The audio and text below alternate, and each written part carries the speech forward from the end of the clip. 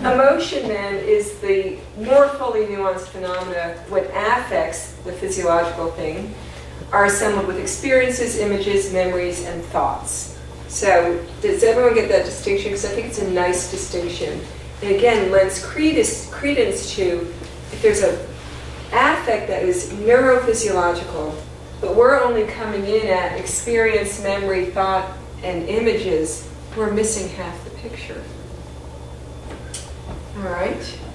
Now we all get to develop 3 really great skills. So who here has a container, a safe place, and a grounding mechanism? You're going to leave us some really great things. So we're going to start first with container. So take off your thinking caps and put on your bodysuit. And again, I might not introduce like this set of skills with somebody until a year in. You have to gauge. I have some people that come in and say, I know your reputation, I know you do integrative stuff, I want to work that way. Other people, you sit with them and you know, we'll get there, but I have to go at their pace. So container, and Francine Shapiro teaches safe place first. So back when I did the EMDR training, it was you did level 1, and then you had to wait like 6 or 8 months, and then you did level 2, and you didn't even learn about containment until level 2, which to me is like the most important skill, and Omaha puts it first. So containment is, and here's where you get to do some playing, creating in your imagination. Right now what I want you to do is I want you to design a container. Real or imaginary, it can have magical properties, and it has to have a few characteristics. It needs to be large enough to hold every disturbing thing. You may not even know what every disturbing thing is. So it may be things that past, present, future, but things you can't even name. So it needs to be large enough to hold every disturbing thing. Magical properties exist. Remember that part. And then its characteristics, it needs to have an in mechanism where you would put the disturbing things in without other things coming out. And then you would be able to also take things out through an out mechanism. They may or may not be the same thing without everything else coming out. So a way to put memories, thoughts, events, images, felt sense in, and a way to take things out. You may say, well, why would I want to take a disturbing thing out? Well, there are times where we really want to reflect and integrate and process and share.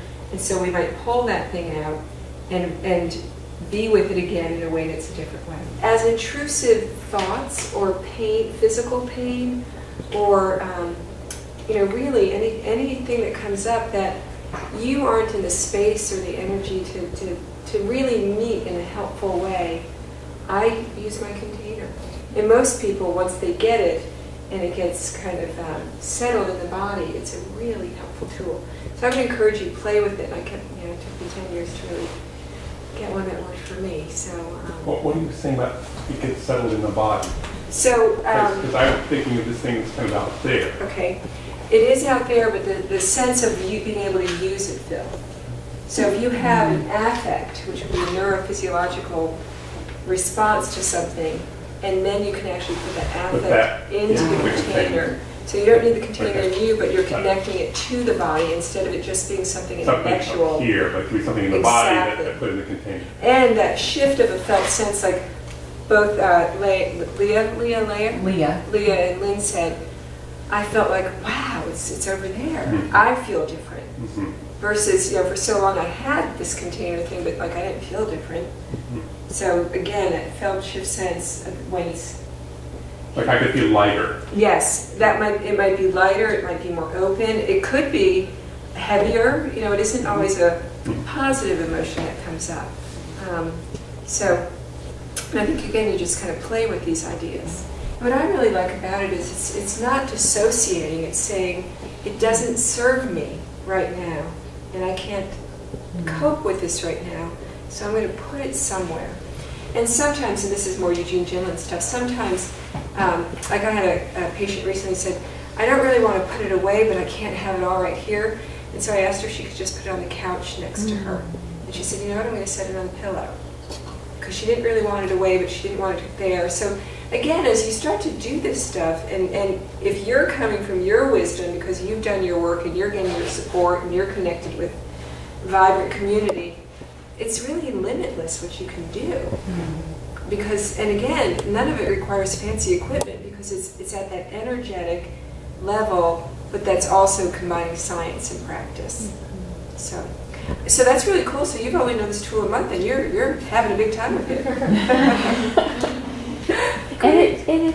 I think people feel, the couple of people I've used it with, it felt good that there was some place to go with this for the moment. And it served that purpose for the moment, but yet when they felt more able to say, I want to pull this out because it needs more addressing, then they can do it at their, it gives them a control in an uncontrollable situation at times. Well, it's, to use his word, you're able to regulate affect, which breath work can help with and some of the writing can help with. But again, all of these tools are really, I think, lovely complementary pieces.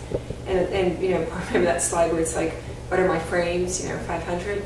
But everyone walks in and needs something different. And so I think the more tools we have in our toolboxes, the more able we are to really serve people as they come in. And again, it goes back to knowing when is a timely intervention.